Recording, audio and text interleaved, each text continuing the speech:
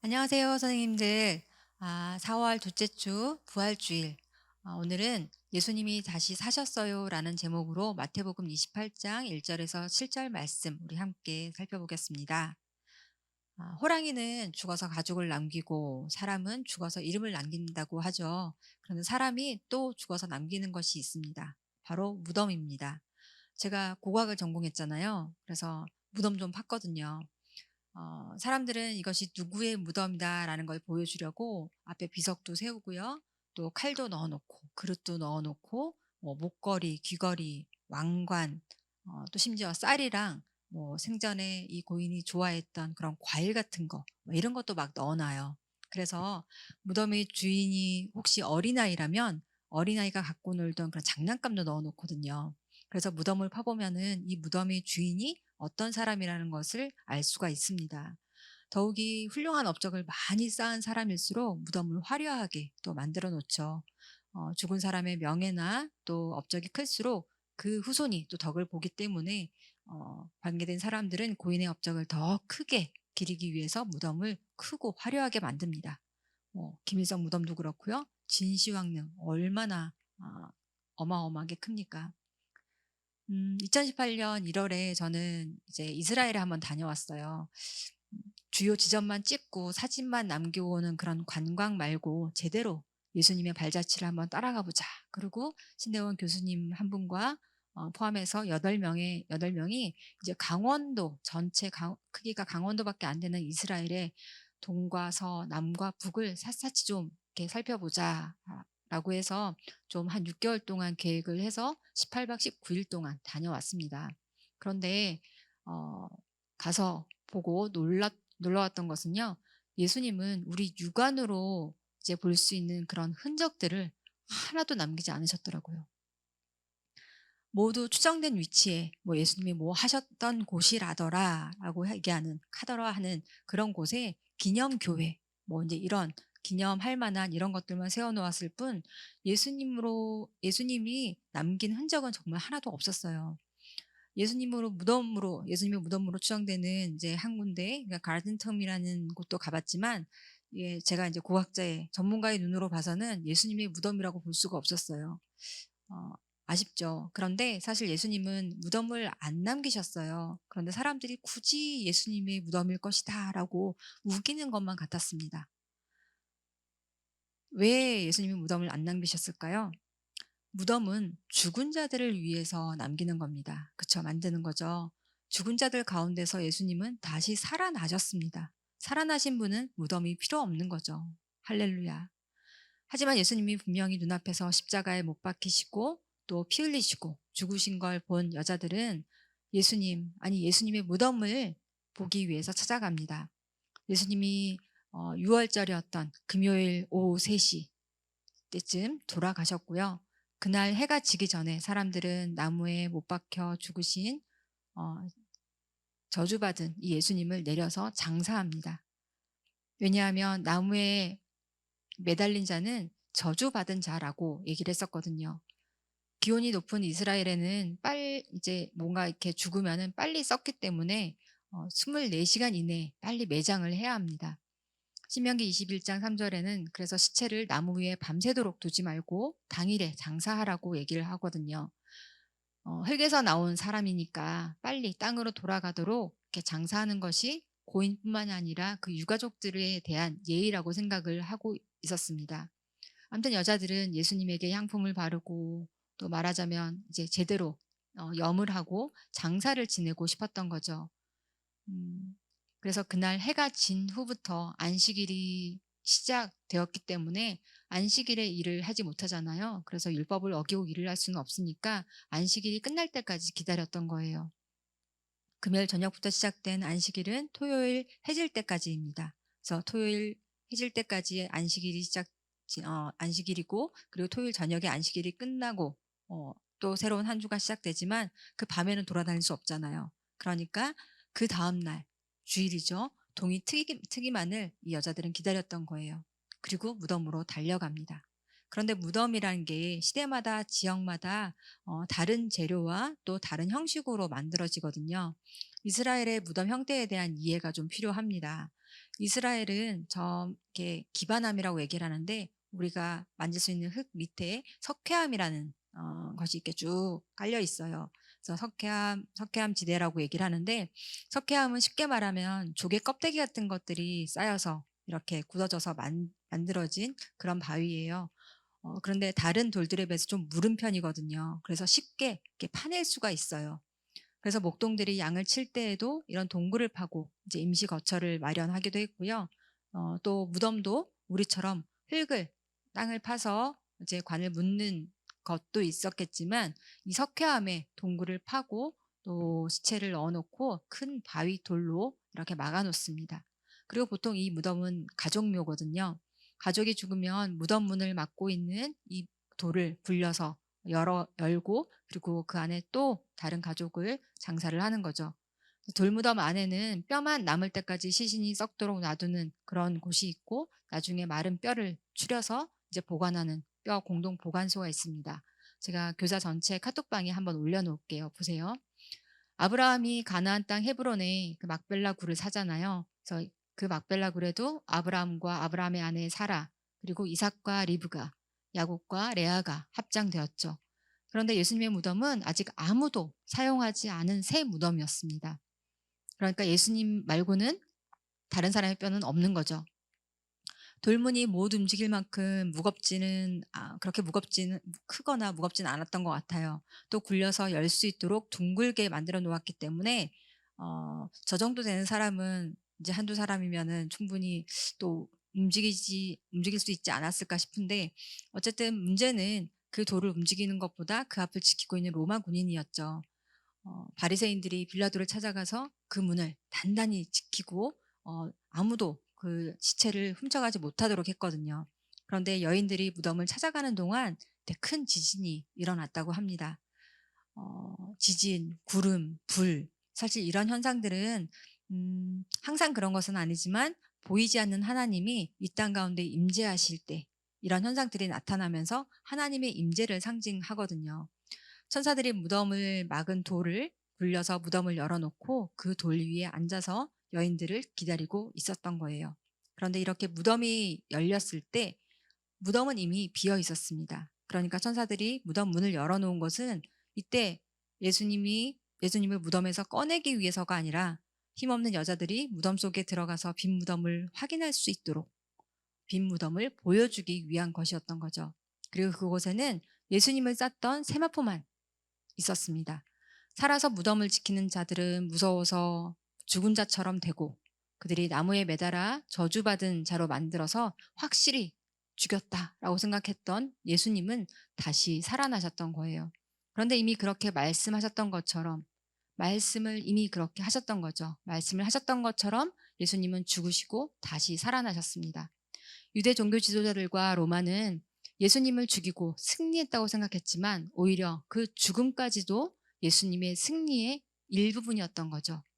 죽음을 죽이시고 죽음을 이기신 예수님이었습니다. 하지만 평소에 우리는 이런 죽음 별로 생각 안 하죠. 하고 싶지 않죠. 잊어버리고 삽니다. 하지만 이 부활이라는 것은 죽은 자에게 의미가 있는 거잖아요. 죽지 않고 부활이라는 게 아무 의미가 없죠. 그래서 부활의 그 기쁨을 크게 못 느끼는 것인지도 모르겠습니다. 그런데 이 부활의 의미를 확실히 알지 못하면 사실은 기독교를 반밖에 알지 못하는 것 같아요. 저는 제 남편이 이제 복막염으로 죽은 지 딱 1년 뒤에 아이들과 함께 미국에 2주 다니러 간 적이 있었습니다. 그런데 그때 마침 시차 적응이 안 돼 갖고 이제 동네 수영장에 아이들이랑 같이 놀러 갔다가 제가 깜빡 잠든 사이에 막내가 그때 5살이었는데 이 아이가 수영장에 혼자 들어갔다가 이렇게 빠져서 익사할 뻔한 그런 사고를 당했습니다. 수영장 바닥에 가라앉아 있던 아이를 이제 사촌이 건져 올렸는데 몸은 파랗게 질려 있고요. 몸은 차갑고 숨을 쉬지 않더라고요. 근데 마침 제가 미국에 가기 전에 어린이집에서 그 심폐소생술 교육을 한다 그러길래 가서 받았었거든요. 그게 퍼뜩 생각이 나서 정신은 없었지만 심폐소생술을 해봤습니다. 했더니 이 아이가 물을 왈칵 토하면서 "엄마." 하고 울음을 터뜨리더라고요.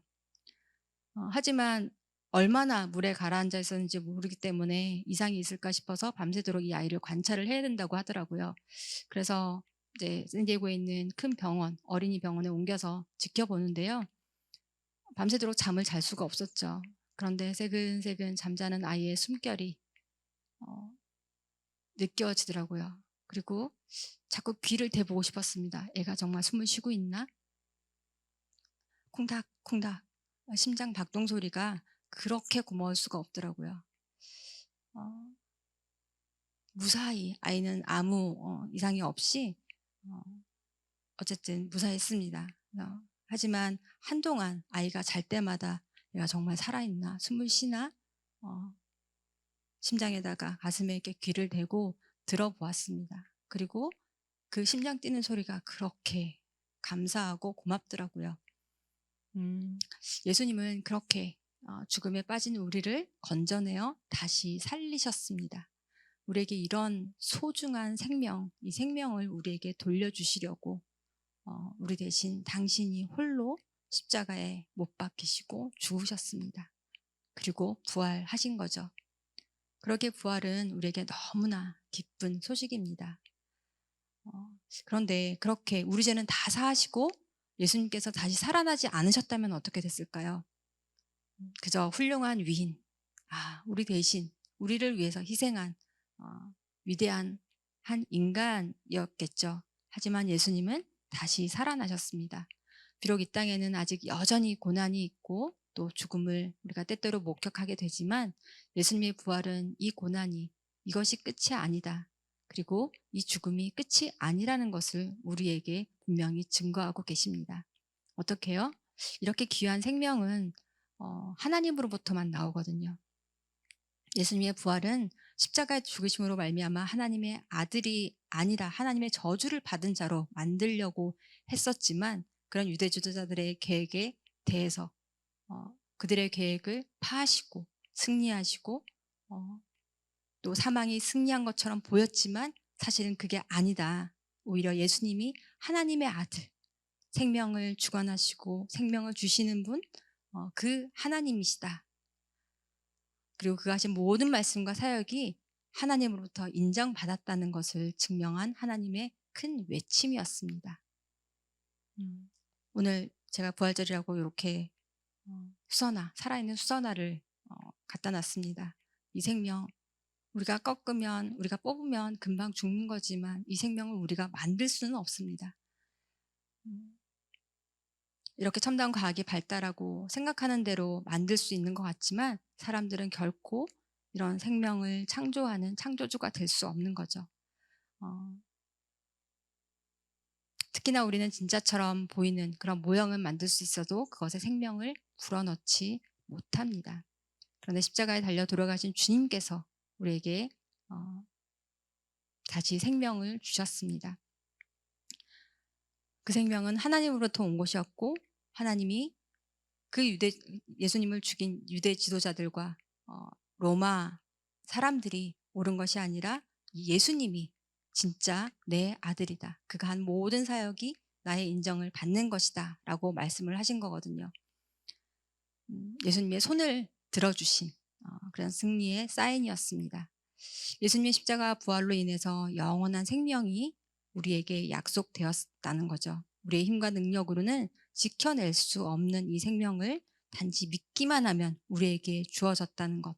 그 또한 정말 큰 은혜이고 기쁜 소식입니다. 부활하시고 사망의 권세를 이기신 그 예수님을 찬양할 수밖에 없습니다. 그리고 부활하신 예수님은 곧바로 하늘로 올라가지 않으셨어요. 이렇게 부활하신 예수님이 예수님을 믿지 않고 박해하고 심지어 십자가에 못 박아 죽이게 한 그런 유대 지도자들과 본디오 빌라도 앞에 예수님이 먼저 나타나셨으면 어떻게 됐을까요? 와, 그들이 엄청 놀라지 않았을까요? 얼마나 통쾌했을까요? 그런데 예수님은 그들에게 가지 않으셨습니다. 여인들에게 뭐라고 하셨나요? 내가 갈릴리로 갈 것이다. 거기서 제자들을 다시 만날 것이다. 제자들에게 그 일을 얘기하라고 전해달라고 말씀하시죠. 갈릴리. 예. 그리고 예수님은 갈릴리로 가서 제자들을 만나십니다. 다음 주에 계속 나누겠지만 스스로에게 실망하고 의기소침해진 이 제자들을 찾아가시고 예수님은 그들과 함께 또 새로운 일을 하시려는 거죠. 부활절입니다. 우리도 이렇게 생명의 기쁜 소식을 전해야 하는데 누구에게 먼저 전해야 할까요? 높은 지위에 힘도 있고 배불리 먹는 자들에게 잘 보이려고 주는 것이 아니라 우리의 가까운 형제들, 또 가족들, 또 힘없고 또 약한 자들에게 먼저 찾아갈 수 있으면 좋겠습니다. 그곳이 예수님께서 찾아간 그 갈릴리가 아닐까라는 생각이 듭니다. 그래서 다음 주 특세잖아요. 예수님이 부활의 첫 열매가 되셔서 또 우리에게도 죽어도 다시 살고 또 영원한 생명을 주신 예수님을 크게 찬양하고 감사하고 감격하는 그런 한 주간이 되길 바라면서 또 서로를 위해서 중보해 주면 좋겠습니다. 우리 선생님들 정말 쉽지 않은 녹록지 않은 그런 상황 가운데서도 매주 이렇게 나오셔서 아이들을 섬기는 줄 압니다. 혼자만 나만 갖고 그 문제와 씨름하지 마시고 우리 순장님들께 한 가지씩 가장 간절한 기도 제목 한 가지씩 순장님께 보내주시면 감사하겠습니다. 그리고 순장님은 그 기도 제목을 반별로 모아서 저에게 보내주세요. 그래서 우리 함께 살아계신 하나님께 간구하고 또 응답받는 멋진 봄 특세. 그래서 우리가 정말 십자가와 부활의 그 예수님을 믿고 다시 살아나는 그 경험을 하는 우리 특세가 되었으면 좋겠습니다. 함께 기도하시겠습니다.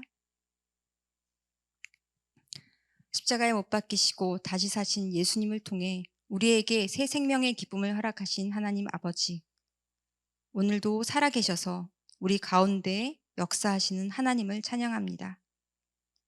부활하시고 갈릴리로 가서 두려워하는 제자들을 만나주신 예수님처럼 믿음으로 말미암아 우리에게 주어진 생명을 풍성히 부지런히 나누는 우리가 되길 원합니다. 우리 이웃들과 함께 진정으로 기뻐하는 부활절이 될 수 있도록 도와주시옵소서. 이 모든 말씀 예수님의 이름으로 기도드립니다. 아멘.